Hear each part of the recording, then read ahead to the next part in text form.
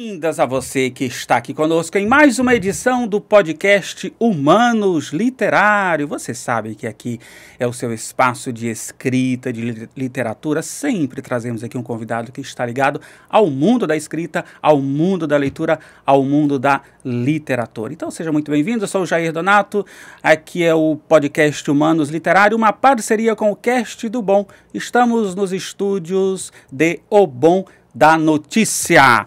Muito bem, eu gostaria de começar com uma reflexão. Certa vez, Madre Teresa de Calcutá, quando recebeu o título de o Prêmio Nobel, na verdade, o Prêmio Nobel da Paz, foi perguntado a ela que conselho que ela daria, né? Qual que seria a dica que ela daria para que a paz se estabelecesse. E ela respondeu o seguinte: volte para casa e se dê bem com seus familiares. Profundo isso, não? Muito bem, gente. Eu vou agora apresentar para vocês o nosso entrevistado de hoje.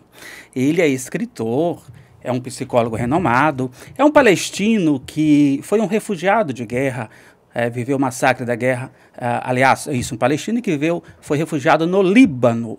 E o nosso entrevistado, em vez de se tornar uma pessoa que foi para o caminho da violência, se transformou em um promotor da paz. Isso mesmo, hoje ele é um promotor da cultura da paz e da comunicação pacífica. E eu quero convidar aqui para a gente fazer um bate-papo meu amigo Maher Hassan Musleh. Seja bem-vindo, Maher. Obrigado, querido Jair. Obrigado pelo convite singelo, né? Você já começou fazendo uma citação que já exigiu de mim equilíbrio, porque Madre Teresa de Calcutá é uma daquelas pessoas que tocam a nossa alma, né? Sim. Ela é um dos símbolos da cultura de paz.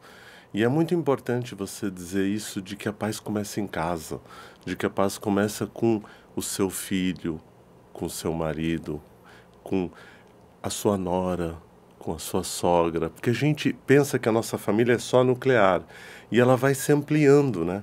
Aos poucos que você vai se ampliando, você vai percebendo como é que a gente fala tanto de que a gente quer paz urbana, de que a gente quer paz social, se é que Madre Teresa brilhantemente sacou de que a gente não é capaz sequer de estabelecer a paz na nossa casa. Então, minha gratidão pelo convite, por essa citação, porque isso já me tocou, dizendo, vamos voltar lá para a história da reconciliação com os nossos mais próximos, né, para a gente poder fazer da melhor forma possível. Sim. E gratidão para a gente ter gratidão da nossa parte, Maher. Estamos contentes, gente. O Maher hoje, ele mora na Austrália, atualmente mora na Austrália, e ele veio aqui ao Brasil para fazer 2 eventos, um aqui em Chapada dos Guimarães, que ocorreu neste final de semana, no final de semana passado, e ele nos concedeu aqui a graça, a oportunidade, a honra de estar conosco. Então a gente agradece, Maher. Madre Teresa, quando disse isso, é muito profundo. De fato, quando ela disse volte para casa, né, e se harmonize com seus familiares, esta casa podemos entender de uma forma mais profunda, o interior de si mesmo também. Eu costumo dizer, Maher, que quando você arruma as gavetinhas do armário da sua casa, do guarda-roupa, ou as gavetas, você deixa tudo organizado, os processos na sua mesa de trabalho, as coisas externas também passam a se organizar. É interessante essa relação, hein? Eu acho ela super interessante, porque pacificar a você mesmo parece algo tranquilo, mas historicamente nós somos inquietos com a nossa identidade. Sim. Historicamente a gente o tempo inteiro vive o processo comparativo, seja com alguém, seja com o irmão. Já na nossa família a gente começa sendo comparado. Porque o teu irmão é assim, porque o filho do vizinho é assado. E nessa primeira fase de 10 anos, dependendo de como isso se dá, isso vai gerar uma problemática de quem eu sou. Então, o grande trabalho a ser feito da busca da paz é reconhecer como eu sou. Quantas gavetas tem meu armário? Que tipo de arrumação ele necessita? Quais são os cabides que eu preciso pendurar, questões que eu preciso trabalhar? E o que tem ali que ainda é necessário você carregar, não é isso? Exato. E por que eu tô guardando tanta coisa? E por que é que eu estou acreditando naquilo que disseram ao meu respeito? Então, essa paz interna, que eu acho importante a sua provocação, porque às vezes a pessoa está transtorno de ansiedade, está num processo depressivo, e alguém fala assim, mas você tem que ficar em paz, como se fosse um botão, Sim. se fosse ali, pum, e desligasse. Não, é preciso abrir essas gavetas, é preciso olhar esse armário e você se desprender daquilo que é excesso e você organizar a sua essência para você poder dizer, eu sou feliz do jeito que sou. Eu brincava aqui com você, dizendo, com a colega tirando uma foto da gente, né? Eu dizia assim, que delícia, mas tome cuidado com os nossos cabelos, porque a ausência dos cabelos não é um símbolo de perda, é a representação deste corpo que, por questões fisiológicas, escolheu não ter esse telhado. Então, nós somos privilegiados porque o nosso cabelo é representado pela ausência dele. E vale lembrar que a gente cuidou bem desses cabelos hoje com para vir, né, todo capricho hoje, inclusive. Gente, esse bate-papo muito bacana com o Maher. Deixa eu dizer, o Maher é autor desta obra que, olha só, é um best-seller, posso chamá-lo, porque está sendo cada vez mais divulgado. Este livro chama-se Comunicação Pacífica. Você que gosta da leitura de comunicação não violenta, você vai perceber por que o Maher, que é um promotor da paz, decidiu trabalhar o termo comunicação pacífica. É um daqueles livros indispensáveis para a nossa leitura, para nos tornarmos um ser humano melhor. Mas já o Maher vai falar um pouco mais sobre este livro. Maher, como eu disse no início, você nasceu na Palestina, mas lá você teve que mudar com a sua família para o Líbano em função da guerra, do massacre pela guerra naquele local. E você tinha outros caminhos, Maher. O caminho da vítima, o caminho do vingador, o caminho da violência. E o que fez você escolher o caminho da promoção da paz? Eu sempre costumo dizer que é muito difícil exatamente a gente achar o start disso, né? Exatamente o momento importante. Mas eu me lembro muito com 4 ou 5 anos, assim, muito pequeno, um soldado, né, simplesmente cuspindo, né, em mim. E aquilo me intrigou, e é engraçado que eu tenho essa memória vívida, é uma memória, assim, sensacional. E eu falava, o que é que leva alguém a cuspir no outro somente pelo fato dele ser um palestino? E aquilo me intrigava, né? Talvez alguém pense assim, como é que uma criança de 4, 5 anos é capaz de ter esse processamento? Eu também não sei explicar, e como um profissional da saúde, vou lhe dizer que também não dá para explicar. Mas eu acho que eu fui muito, muito contagiado pelos ensinamentos já do meu vizinho, porque eu sou de Tulkarem e ele é de Nazaré, de Nasra, que era um pouco esse convite para que a gente observasse os pássaros do céu, que a gente observasse os lírios do campo. Pena que eu não tinha tantos pássaros para ver, porque o que eu via eram os pássaros sendo abatidos e os lírios dos campos sendo arrancados dos meus irmãos, dos meus vizinhos, do massacre que eliminou todos que estavam naquela sala e apenas eu sobrevivendo a isso. Eu dizia, bom, então se Deus quer que eu seja sobrevivente a isso, não é possível que Ele queira que eu faça guerra para que eu elimine a mesma quantidade de amigos que eliminaram da minha convivência. Não faz sentido, porque a minha base educacional foi no Islã, e o Islã pede que a gente não faça guerra de forma alguma. E ainda há um entendimento de que Deus é clemente, misericordioso, generoso e bondoso. Como é que um Deus que é clemente, misericordioso, generoso e bondoso quer que a gente mate as outras pessoas? Mas não faz sentido. Então eu comecei a perceber de que esse meu encontro com este meu agressor poderia ser mudado. E eu sempre passava por ele e dizia, bom dia, bom dia, bom dia, que a paz de Deus esteja sobre vós, né? E aos poucos chegou no momento em que os nossos olhares e as nossas almas se encontraram. E talvez naquele momento a gente percebeu de que nós somos primos de primeiro grau, e de que ascendemos de Abraão, e de que Abraão é o pai desta população que foi dividida pelo ódio e pelo separativismo. E eu acho que esse foi o momento da conexão. E quando ele parou de me agredir, eu disse, pode dar certo. isso pode dar certo. Eu não sei te precisar agora se isso levou um ano, porque Sim. a memória não alcança, mas foi bastante tempo, e não importa muito o tempo das coisas, mas o que importa é que este momento aconteceu. E quando aconteceu esse momento, eu disse, tem um jeito, tem uma forma que eu vou aprender. E aí eu comecei a conhecer essas figuras, né, que eu vou descrevendo no meu livro, né? Cada figura, como Mahatma Gandhi, como outras figuras do dia a dia que eu via que eles eram capazes. E eu tive um exemplo, que era meu pai, que era um ser muito pacífico, que nunca cometeu nenhuma violência, né? E ele, por mais difícil que era a vida, de você ter um comércio e de repente vem um míssil, queima todo aquele comércio, começa do zero, de que os momentos de fome a gente estava lá unido dizendo, mas tem uma força maior acima disso. Então esse foi o momento que eu considero e elejo-chave, mas depois disso teve um monte de pancadaria, porque a questão da sobrevivência ao massacre vem depois Sim. disso. Teve outros tipos de violência inenarráveis. Eu não submeteria o nosso ouvinte a saber da minúcia de detalhe, porque Sim. provavelmente isso provocaria dor e sofrimento, e o objetivo não é esse. O objetivo é saber. Pense numa violência tácita. Esse período de guerra ocorreu quando, Maher? A guerra começa no Líbano por volta de 1900. Os primeiros sinais começam em 71. Mas a explosão é em 74. E de 74 até 82, que foi quando a gente conseguiu todo este período de guerra, de massacre, de sofrimento, de fome, de sobreviver a franco-atirador. Esse foi um momento terrível, terrível. Maher, você fala de uma coisa extremamente importante. Quando eu te perguntei, né, o que fez você ir para o caminho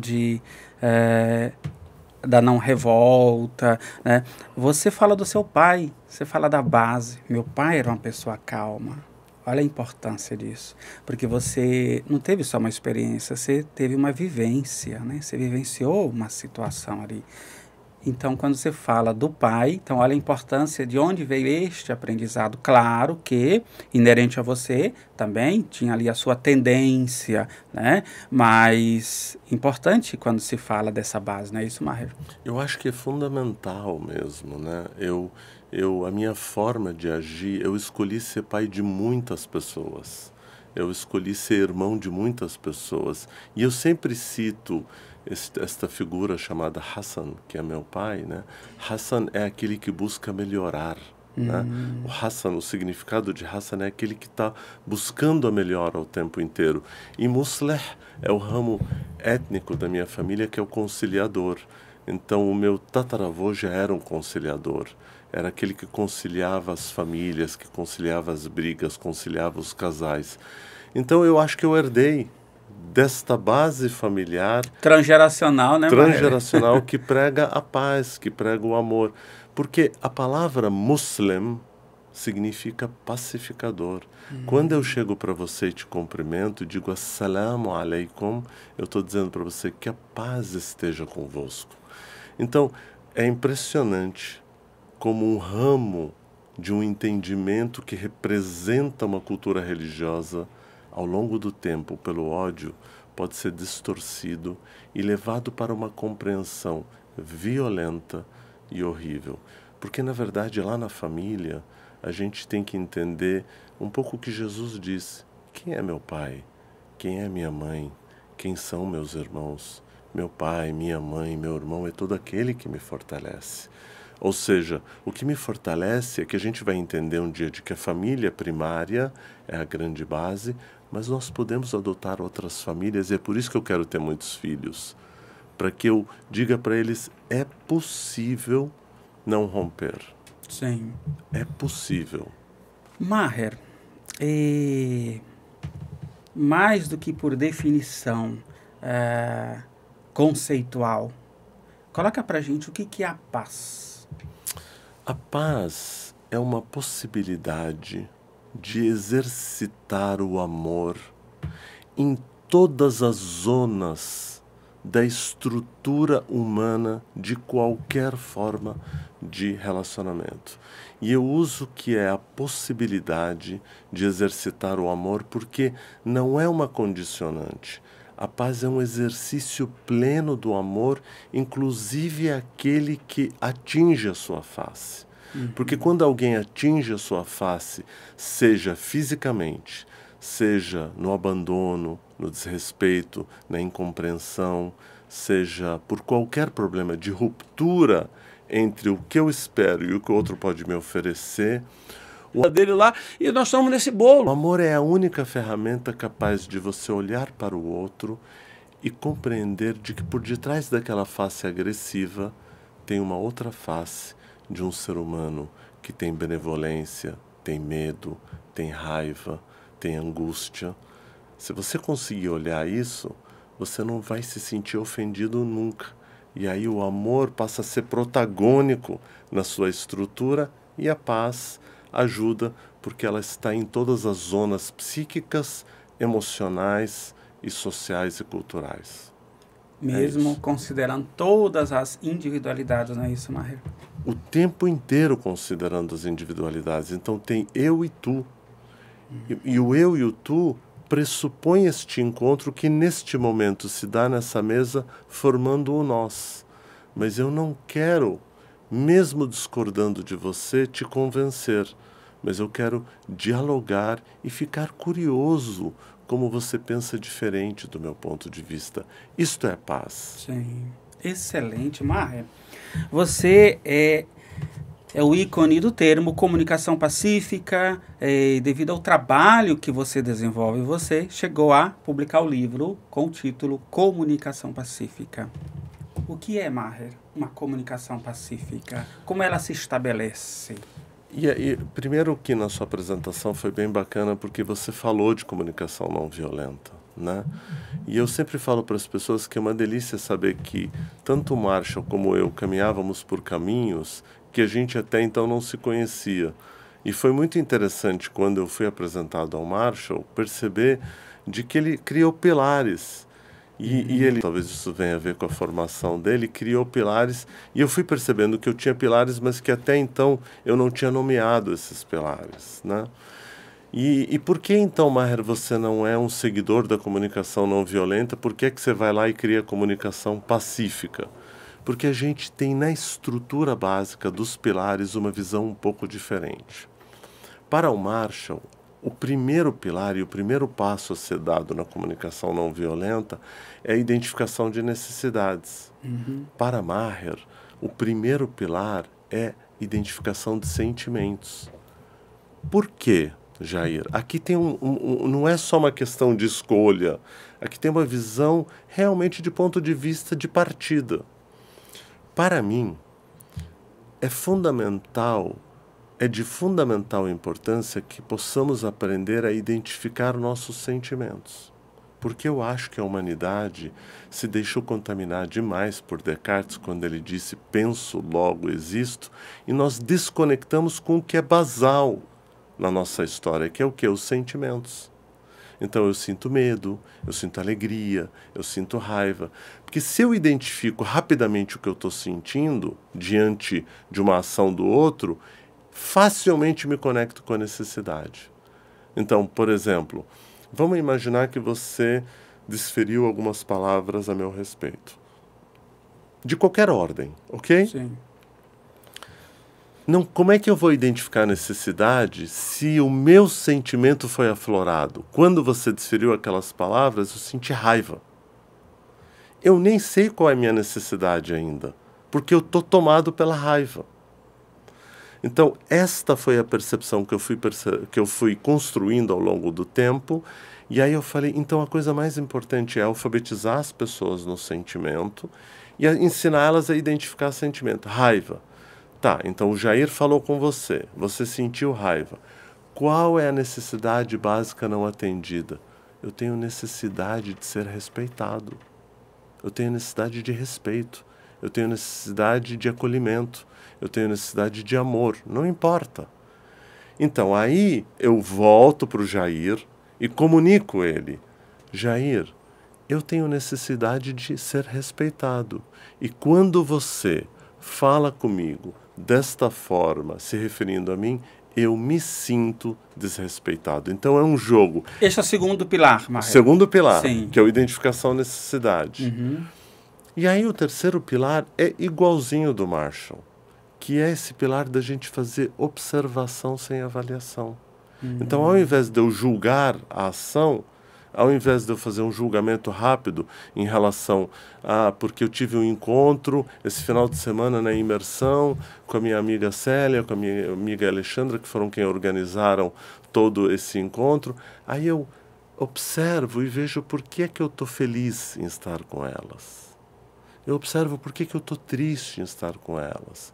Eu observo por que eu fiquei chateado com aquilo. Eu faço uma observação. E vale registrar que as amigas Célia e Alexandre estão aqui conosco, nos acompanhando nessa gravação. Pois né? é, né, rapaz? A gente, elas que são as minhas mães aqui em Cuiabá, eu disse, não dá, né? Como é que eu vou para um encontro sem levar as minhas mães de coração e de amor? Não Maravilha. tem como, né? Muito bom.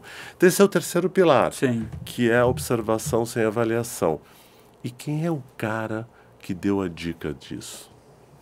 O meu vizinho lá de Nazaré. Observai os pássaros do céu, não é? Observa os lírios do campo, eles não tecem, eles não fiam. Para cada dia basta o seu dia. Então, ele fala da presença. Então, a observação faz com que eu veja o que está acontecendo e eu dizer, olha, eu estou magoado porque isto que o Jair me falou me remete as mágoas que eu sofri na minha vida. O Jair só é o disparador da minha dor, mas a minha dor é antiga. E aí eu vou lá, amorosamente, acolher as minhas chagas, buscar ajuda para passar por isso. E aí o quarto pilar vem na sequência. Eu fui lá, identifiquei o que aconteceu comigo, e o quarto pilar é o pedido. Jair, poderia, por gentileza, não falar comigo neste tom em relação às coisas que eu preciso te entregar, porque isso me remete a uma dor. Você poderia, por gentileza, pedir de uma outra forma? Eu vou te perguntar de coração, Jair. Você acha que se a gente estabelecer uma comunicação pacífica, aonde eu identifico o que eu senti, reconheço minha necessidade, eu observo o que acontece na nossa relação e, ao final, eu te faço um pedido, de coração eu te pergunto, você acha que a violência vai prosperar nesse cenário? Se continuar, fica apenas do meu lado, mas você está trabalhando muito bem isso. Sabe aquele tá nossa voresia, né? Quando dois bicudos não se, né? Então, não se bicam, né? Então, assim, se você não deu essa abertura, se permitiu, inclusive, trabalhar, como é que vai surgir a violência, né? Não tem como. Agora, se você falasse alto, eu também, e aí fosse, aí ia chegar. É quando o conflito perde o seu caráter de educação, né? Seu caráter de aprendizado e se transforma em violência, né, Maher? Claro, porque eu me senti ofendido. Então, vamos imaginar, né? Nós citamos aqui a Alexandra Célia, que são minha... Me desentenda com a Alexandra, por alguma razão. Vamos dizer que a gente houve uma ruptura, ou vamos dizer que eu me senti triste, eu fui lá e cuidei. Normalmente, o senso comum vai te convidar a romper. Nossa, como pode a Célia ou a Alexandra ter feito isso? E o convite social e o aprendizado cultural é eu romper. Mas a Alexandra se resume somente a esse fato? Ela é só isso? E a história?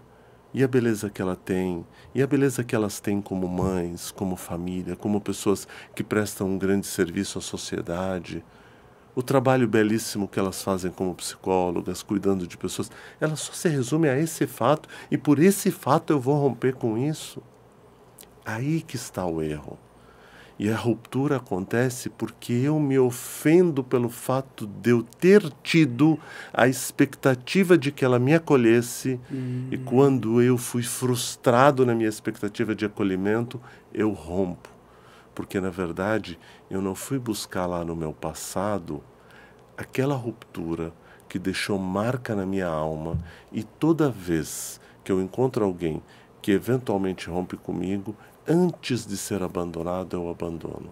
E a tendência é replicar, uma vez isso não trabalhado, né, Maher? O tempo todo. Você fala de uma coisa importante, Maher, porque como justificativa, muitas pessoas dizem assim, mas ele é ignorante, não adianta eu tentar uma conversa pacífica ou ser gentil, porque ele vai me tratar mal. Mas não se trata do outro, é você. Vai acontecer em você, não é verdade?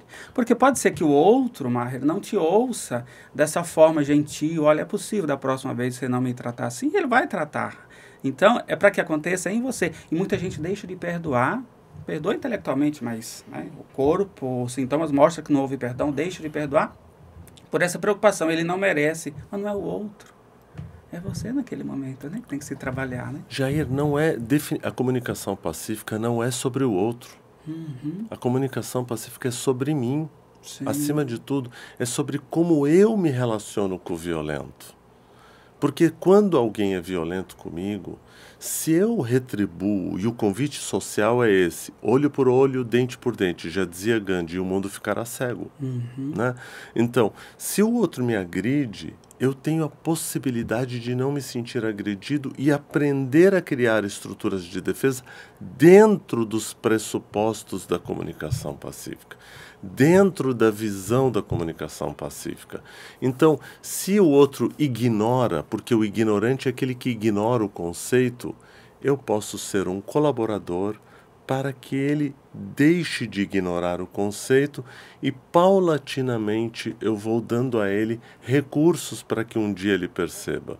Agora, veja você, eu tenho que fazer isso por mim, porque a cada violência ou ela se submete aos caprichos dos ou outros. Se que eu consigo demovê-la, eu não, por exemplo, tem gente que diz, precisamos acabar com a violência. Eu acho violento acabar com a violência.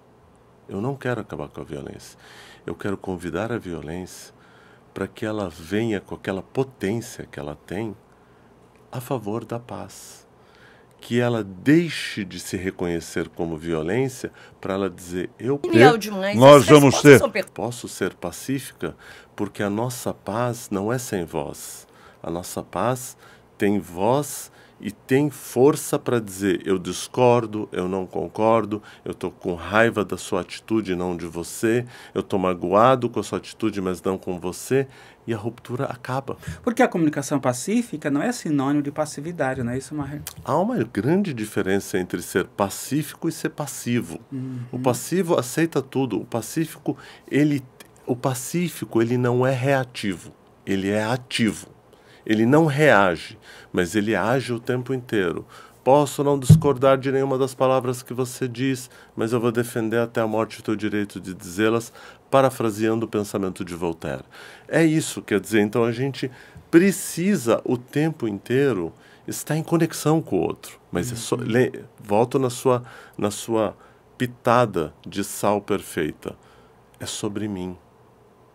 Mas e se o outro não quer falar comigo, o que a cultura ensina? Deixa para lá. Mas deixar para lá é inclusive contrariar o maior pacificador que se conhece no Ocidente, porque tem outros, né, que é Jesus de Nazaré, que diz assim, mas do meu rebanho nenhuma ovelha se perderá. E o rebanho dele é todos do planeta Terra, porque ele se sente querendo cuidar do planeta Terra. Não é só o Messias dos judeus, o Messias dos católicos, o Messias do protestantismo. Não, ele se sente, até porque ele não criou nenhuma religião. Então, a sacada dele e você pode olhar para ele, inclusive sendo ateu, como um grande filósofo, como um grande pacifista, você pode fazer a leitura que você quiser dele.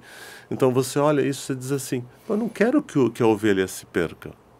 Eu quero ir lá e buscar a pessoa de novo. Mas aí vem a argumentação. Mas ela é muito metida. Isso é um julgamento. Como é que você olha para uma pessoa e qual é o critério que você elege para chamar ela de chata, metida, arrogante, egocêntrica? Isso é um julgamento seu. Se você for para o terceiro pilar e fizer uma observação sem avaliação, você não vai fazer isso. Você vai dizer, essa pessoa tem uma força com ela.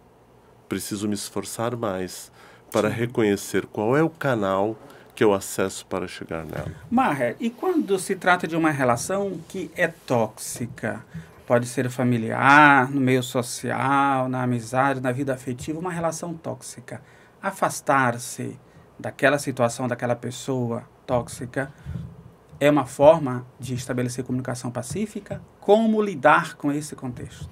É tão importante você falar isso, né? Porque eu faço um trabalho com vitimizadores sexuais, eu faço um trabalho com sistema prisional, eu trabalho com todos aqueles que estão à margem da sociedade, sim, usando comunicação pacífica. Sim. Mas veja você, se uma mulher ou se um homem, não importa, mas se uma das partes de um relacionamento está na relação e o outro é alguém que submete a pessoa a um relacionamento abusivo e essa pessoa não tem força para se defender, é importante que ela se distancie, porque senão ele vai arrebentar ela, em alguns casos podendo chegar à morte. Sim. Então, o valor principal da comunicação pacífica é o quê? O autocuidado, não é sobre mim? Então, se eu não estou achando recursos para lidar com este outro que me agride fisicamente, me agride moralmente, me agride psicologicamente, eu não tenho recurso, eu preciso me retirar. Sempre implica em atitude, né, Maher? O tempo todo. Então, aqui a retirada é porque o valor maior é a vida. Eu preciso cuidar de mim e vou buscar recursos de tratamento para isso. Eu, Maher, sou aquele que resolvi também trabalhar com o vitimizador, aquele que vitimiza, aquele que causa o problema, porque eu vou lá no fundo, mas isso não é conta do cônjuge, isso é conta dos profissionais da área de saúde mental. Eu vou cuidar, Jair, dessa pessoa para que ela não reincida em outros relacionamentos cometendo a mesma violência. Veja você, aqui tem um ponto importante, eu te peço assim muita atenção para a gente falar disso. Esse sujeito que comete a violência, seja de qualquer ordem, com a sua parceira ou com o seu parceiro.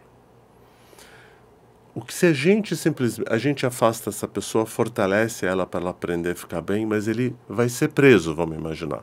Ele vai ficar preso 1 ano, 2, se ele é primário, ele vai ser afastado, ele vai ter que ficar a 500 metros de distância. Mas resolvemos o problema de uma pessoa. Ele continua solto, seja daqui 10 anos de reclusão, 20 anos de reclusão. O que vai acontecer? Ele vai voltar mais violento. Qual é o pulo do gato? Pegar este sujeito, tratar. Porque se a gente tratar esse sujeito, quando ele tiver um outro relacionamento, ele não vai mais cometer violência. Então aqui a comunicação pacífica faz um trabalho incrível e a psicologia que eu uso faz um trabalho incrível, que é para poder que ele não recupere este mesmo padrão violento com outra mulher, com outro homem, com outro parceiro. É aqui que a gente precisa trabalhar, porque simplesmente deixar ele preso, punir ele, tirar alguma coisa, vai proteger essa pessoa, mas ele continua com a mesma dinâmica na vida, porque em mais de 90% dos casos que a gente já atendeu, por via de regra, os violentos sofreram violência lá naquele pai que você cometeu, que eu fui abençoado por Deus por ter um pai calmo, manso e pacífico, mas quantos deles têm um pai violento, agressivo e que ensinou eles a cometer violência? Eles são apenas reprodutores da velha e boa violência. Maher, na sociopatia, você pode encontrar mais facilidade para lidar com esse recuperar, né, da pessoa que vitima, o outro. E quando se refere aos casos dos quais você tem trabalhado até, da psicopatia, de um transtorno de personalidade mais sério, sabemos que na psicopatia a pessoa nem o interesse tem de buscar ajuda, né? Sim. Com relação a esses casos, se valer da justiça, manter essa pessoa presa é o mais adequado? E aí? Eu adoro as suas perguntas, porque eu sei que a nossa entrevista nunca é ensaiada, e eu falo, ele vai vir, que eu conheço o Jair, eu sei como ele vem. Falei, ele vem que vem. Em relação à psicopatia, eu uso uma frase desse querido amigo, que eu considero amigo, que é I have a dream. O que é I have a dream? Eu tenho um sonho, mas um sonho não é concreto. Um sonho, é um desejo. Eu tenho desejo, eu tenho necessidade, eu tenho vontade. Isso eu tenho, de que um dia nós da psicologia possamos achar uma saída para a psicopatia. Eu tenho esse sonho, e eu estudo, e eu pesquiso, e eu tento achar brecha para ver se, quem sabe, um descobre a lâmpada, quem sabe eu não acho um caminho. Eu tenho essa obstinação, mas por enquanto, meu amigo, infelizmente não temos o que fazer. Infelizmente, porque para a pessoa ficar psicopata é porque ela passou por níveis de violência tão terríveis que ela rompeu com aquilo que é pilar inicial da comunicação pacífica: identificar sentimentos. Como ele tem ausência de sentimentos, ele não sente. Então, o prazer passa a estar na dor. É tanta dor que eu fui submetido que eu passo a ter prazer na dor. Entende? Fora, e aí, claro, essa janela é enorme. Nós temos as heranças, nós temos os transtornos biogenéticos, biofísicos, psicossociais, psicoemocionais, porque a origem é vasta, mas eu vou continuar no meu sonho de um dia a gente poder trabalhar isso. Infelizmente, pessoas como o maníaco do parque, pessoas como que são esses serial killers que a gente conhece, eles precisam estar fora do convívio social, porque eles realmente são ameaças. Sim. E se você vai fazer entrevista com eles, ele diz, tá, vou matar mesmo, porque o prazer está, inclusive, muitos deixam rastro, porque o prazer está em ser pego e que vem à tona aquilo que ele fez. Sim. Porque ele perdeu a conexão. Carl Manager, psiquiatra americano, sempre deixa claro que o prazer pela violência é algo que, ele, baseado inclusive nessas primeiras violências que a pessoa recebe no início da vida, vai se desenvolvendo, e isso vai sendo repetido, num processo de reatuação durante a vida inteira, E é interessante, Maher, quando você fala da comunicação pacífica, a pessoa pode estar nos ouvindo, e aí que o Maher deixa... É fantástico o livro, a gente não fizemos o podcast para dar spoiler, mas o convite para que realmente leia este livro. Pode ser que a pessoa tenha traços em que, até mesmo ligado à violência, ligado a um desejo mais forte, que não esteja ligado à passividade, a ser pacífico, na verdade, mas ele tendo conhecimento disso lá na primeira estrutura, ele tem noção dessas emoções, desses sentimentos ou dessas sensações que são mais ativas ali, ele pode passar a vida inteira com elas, mas com controle, com autocontrole, Isso, mas isso que é importante. Na psicoterapia a gente não fala muito na busca, na cura como produto acabado, mas o tratamento é importante, o acompanhamento, o conhecer a si próprio é importante, Isso, Maher? E você sabe que isso que você está falando, a gente pode trazer um exemplo épico, maravilhoso, que é Mahatma Gandhi. Mahatma Gandhi, que é visto... É engraçado que a gente gosta de dizer, ele é o pai disso, ele é o pai daquilo. E normalmente essas figuras brilhantes não gostam dessa titulação. Nem Jesus, quando diziam, você é bom é o pai, você é o mestre, você que está dizendo. Eles nunca aceitaram. Mas o Gandhi... Na sua biografia, que eu recomendo, a gente tem muito tempo que eu fiz o curso de graduação, eu tive bolsa permanência. Coisas que a gente tem que ler na vida. Sim. Ele fala assim, dentro de mim habitam 2 cães. Um violento, raivoso e agressivo. E outro manso, generoso e pacífico. Tenho procurado alimentar o segundo. Quando eu vi isso de Gandhi, eu juro... Proposta. Além dessa proposta... Olha, eu até me emociono. Eu estava lendo o livro e a esposa estava perto, eu comecei a pular disso, agora ficou louco. Teve alguma crise. Eu falava, uau, este é o ápice. Porque normalmente quando a gente vê uma pessoa pacífica, a gente fala assim, mas eu nunca vou ser igual a essa pessoa. Porque a gente pensa que ela tem ausência de dificuldades.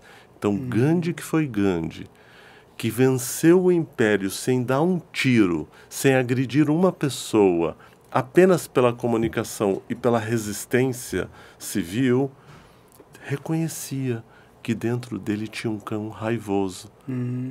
Então, A psicoterapia traz essa lucidez. Por isso que tem gente que diz assim, não, mas eu faço terapia há tantos anos e vem de novo esse cão raivoso. Eu digo, meu filho, ele vai estar com você por muito tempo.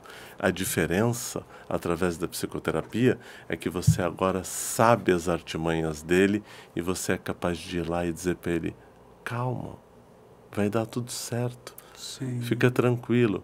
Então, não dá pra gente dizer que dentro da gente não vai... Então, você tem uma reação assim, às vezes você percebe no teu corpo, a mão fecha, né?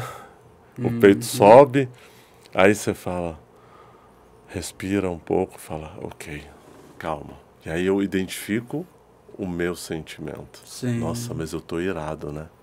Caramba, Jair, baixou a ira em mim aqui, né? Tá, vamos lá.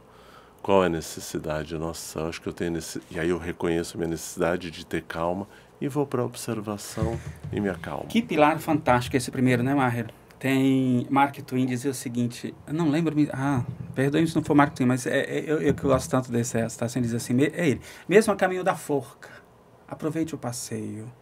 Né? Eu considero essa situação o ápice da maturidade, né? De você ter consciência daquilo que você está fazendo. Então, quando eu tenho noção, quando eu reconheço ali uma emoção, por mais que eu tome uma escolha errada, mas por consciência, né? Não agir no impulso, sem antes tomar consciência daquela sensação ou sentimento, ou geralmente emoção. A emoção é que se eu não tomar consciência, ela é muito mais rápida, a intensidade é maior, né? Acaba tomando atitudes ali, né, terríveis. Mas que bacana, você falando de Gandhi, aí a gente lembra de Gandhi, aí o seu vizinho de Nazaré, né? Uma vez perguntaram para Dalai Lama, você não sente raiva? Deve toda aquela postura. Claro que eu sinto, você sente porque é da natureza humana. Agora, o que fazer com a raiva é que é o passo importante, né? Então é natural sentirmos raiva. E então o que há em comum essas pessoas, Maher, você vem trazendo, é o exemplo, né? Então, o ensinar pelo exemplo é maravilhoso, né? Quando você fala da base do seu pai, era o quê? Você não fala, meu pai me falava, né? Meu pai era uma pessoa calma, né? O exemplo. E eu me lembro muito uma história de Gandhi, que certa vez uma mãe foi com um filhinho que comia açúcar, né? Você deve conhecer essa história. E daí entrou na fila para pedir conselho para Gandhi. Olha, eu não consigo, já pedi para ele. Às vezes a mãe...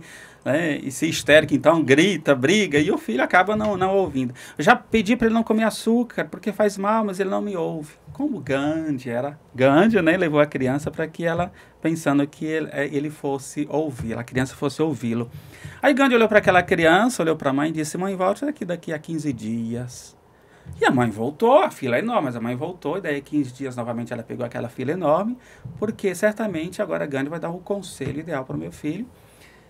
Quando ela se vê diante de Gandhi com a criança, Gandhi olha para a criança e diz, filho, não coma açúcar. Pronto. E a mãe, ué, mas por que você não falou isso há 15 dias? Ela ficou um pouco indignada, né? Diz, mãe, porque há 15 dias eu também comi açúcar. Então, eu acho linda essa história, porque mostra o exemplo. Ele não precisou dizer para a criança. E quando ele disse, aquilo estava nas células, aquilo estava...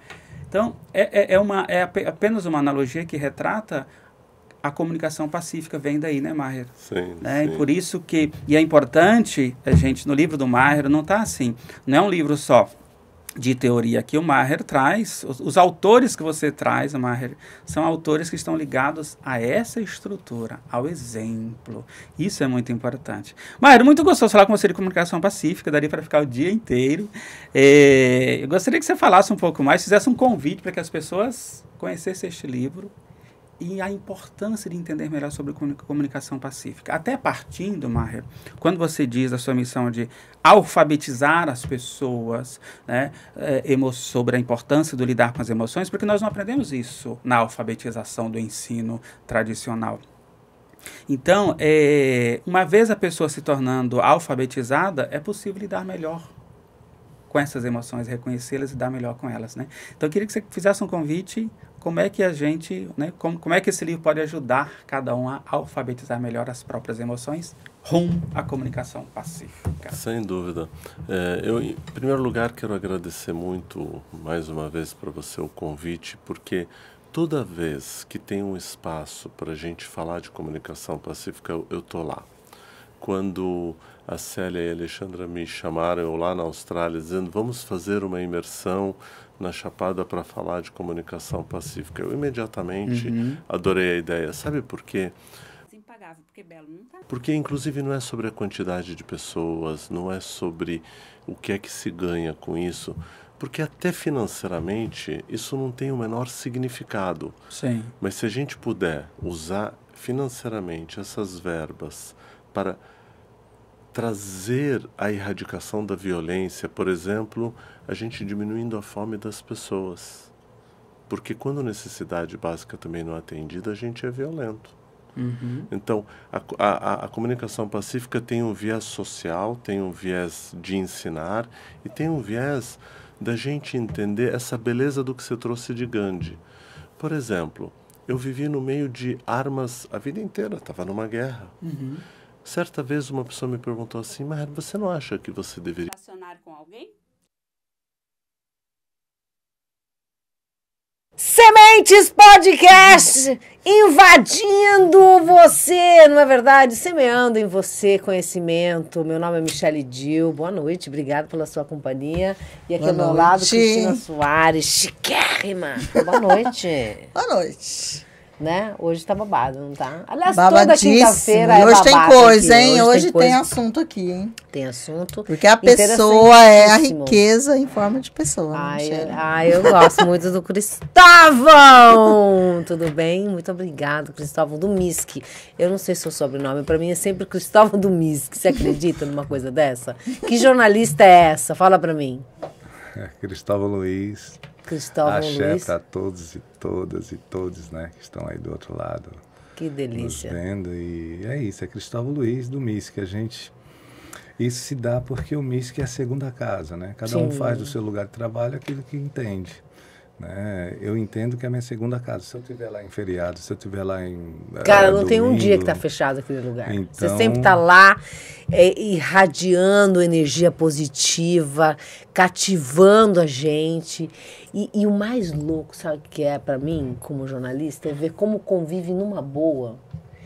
Tanta diferença num pedaço só. Porque você tá de frente para uma igreja católica, né, apostólica. Dos sentimentos das crianças.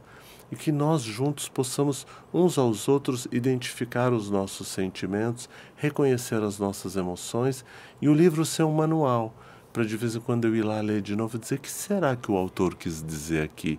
Dialogue comigo, nem que seja no campo etéreo, e quem sabe a gente vai aos poucos produzindo essa obra. Você sabe, Jair, eu estou debruçado já faz algum tempo, nem vou te dizer quantos anos, em cima de um livro chamado Identificando os Sentimentos. Ele já tem título. Mas eu sempre vou e volto, porque toda vez que eu percebo que vai ter uma conserva e vai ter uma ideia de que tem que ser assim, eu digo, não quero. Porque eu não quero que tenha um regulamento. Eu quero que a sua raiva seja diferente da minha raiva, mas que ela possa ser nomeada e ser acolhida por você. E que eu possa olhar para você e dizer assim, eu entendo a sua raiva. Eu discordo disso, mas eu entendo, eu compreendo. Você falou de perdão. Não dá para a gente deixar de falar perdão. Mas é possível perdoar? Se você achar que perdoar é esquecer, impossível. Se você achar que perdoar é entender, impossível.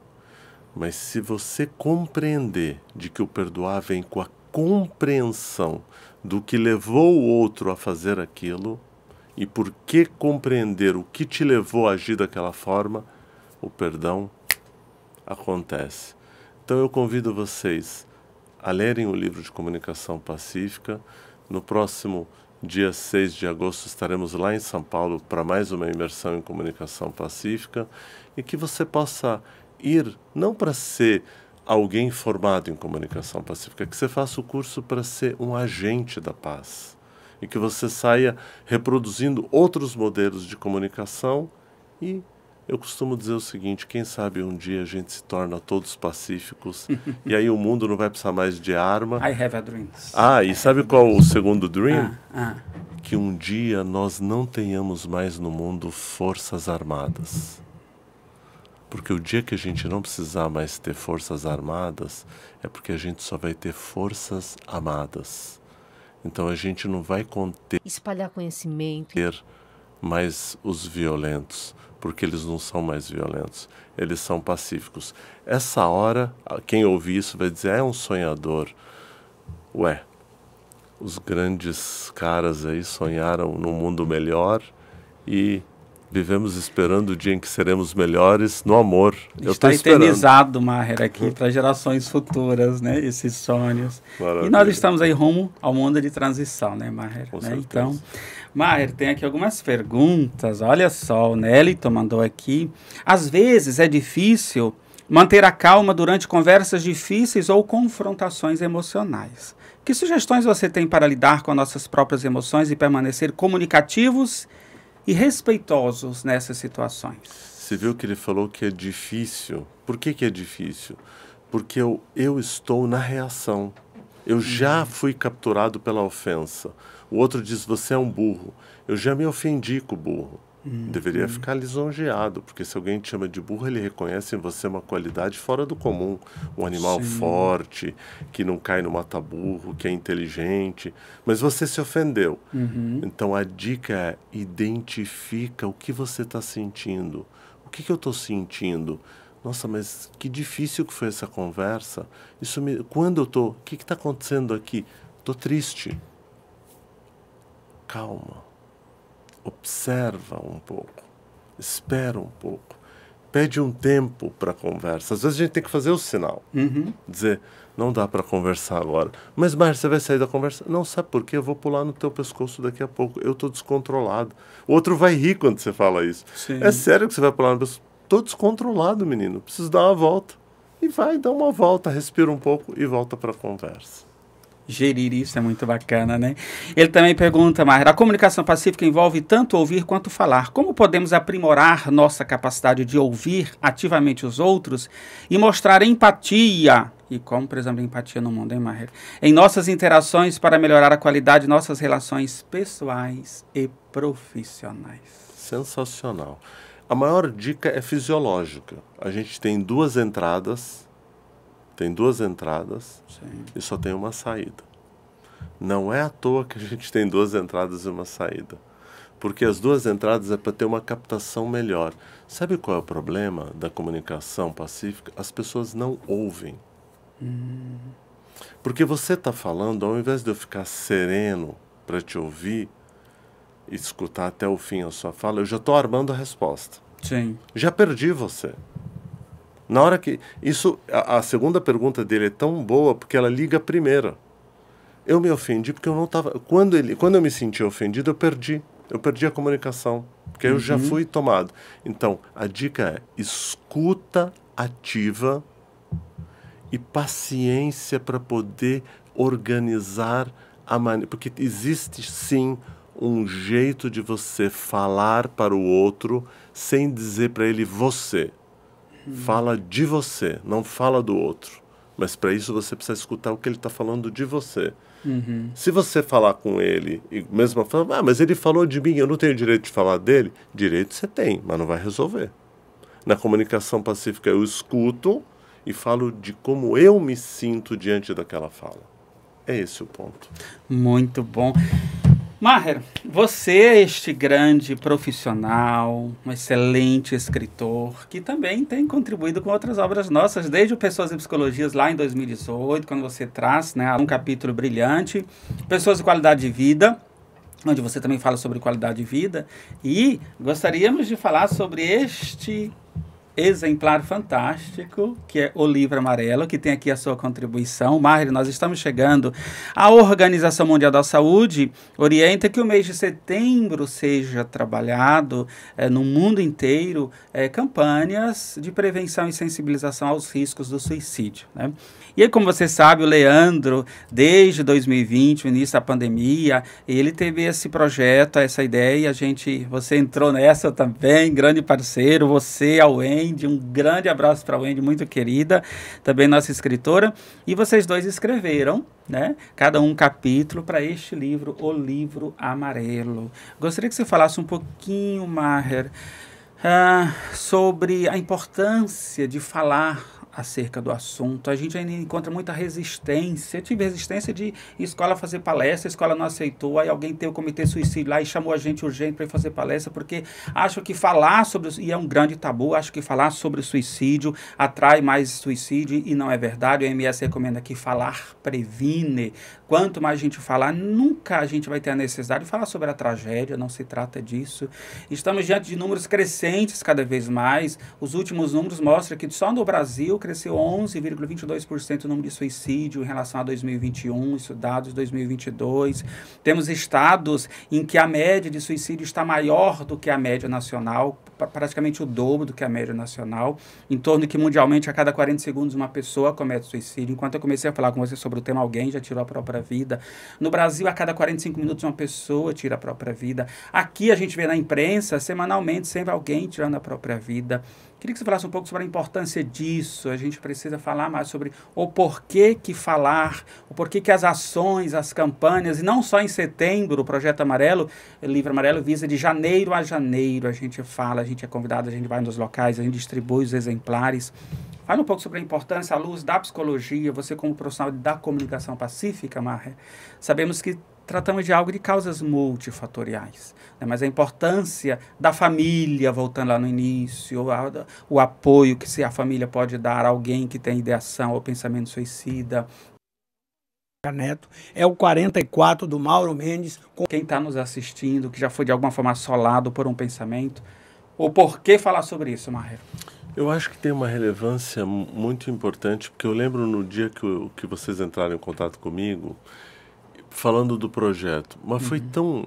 Tem hora que a gente recebe um convite que a gente para e pensa um pouco, né? Na hora, falei, tô dentro. Sim. Por quê? Porque eu sou uma dessas pessoas que acha que a gente deve falar de suicídio. A questão é como falar de suicídio. Sim. Porque se a gente ficar só técnico falando de suicídio, isso é bom para um fórum de psicologia, de profissionais da saúde mental, mas a gente tem que falar do ponto de vista humano. E eu estou aqui agora para falar do ponto de vista humano do suicídio. Porque o suicídio eu costumo dizer que o suicídio é a falência da vida. E se eu não tenho saída, se eu olho, eu enquanto ser humano, olho para a minha vida e eu não vejo saída, ele vem como uma teórica saída. E aí eu fico pensando, não é possível que você não tenha outra saída no mundo. Então, por que não tem outra saída? Porque vivemos um mundo que faz comparações. Quem é o melhor? Educamos os filhos para passarem em engenharia, para serem médicos, para serem advogados, e não respeitamos a sua natureza. Queremos com que as pessoas sejam as melhores do mundo. A Célia é melhor que o Jair é melhor que a Alexandra é melhor que o Leandro, ou seja, a gente não para de fazer isso.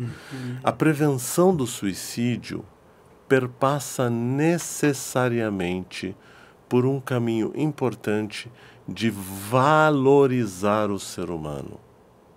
Então nós precisamos investir no valor de quem você é.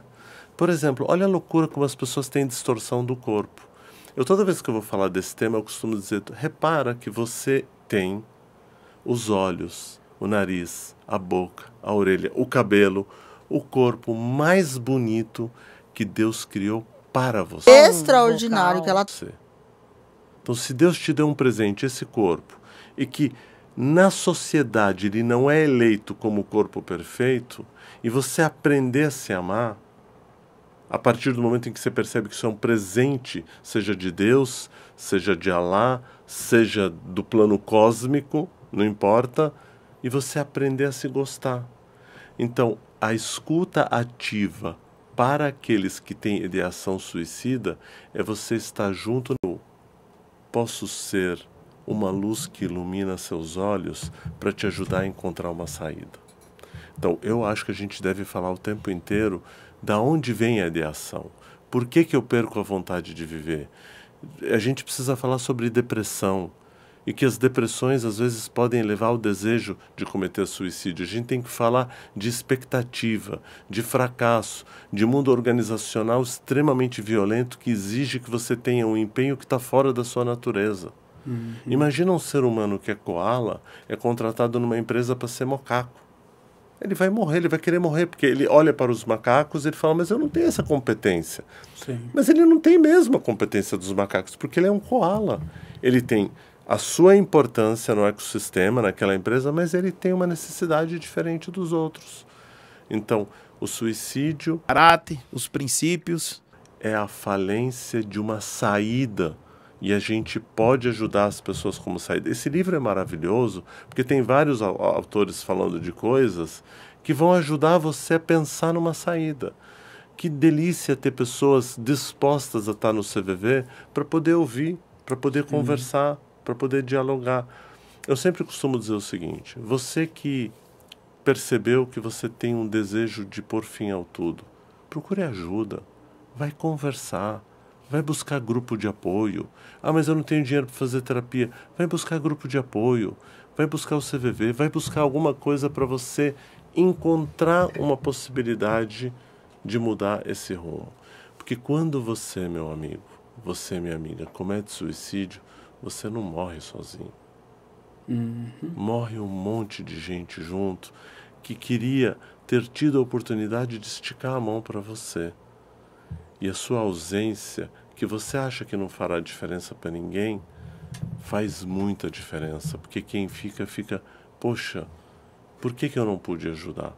Então, tomara que a gente, através desse livro, das nossas conversas, consiga demover essas pessoas e, quem sabe, a comunicação pacífica, porque eu sei que é um instrumento importante ao reconhecer o sentimento, de você estabelecer uma comunicação pacífica. Uma área que é predominantemente masculina. Aquilo que o Jair falou no começo do nosso podcast, que é você estar em harmonia com você, reconhecendo o sentimento de desesperança, de falta de sentido, de medo, de raiva, de tristeza e fazer a mudança. Sim.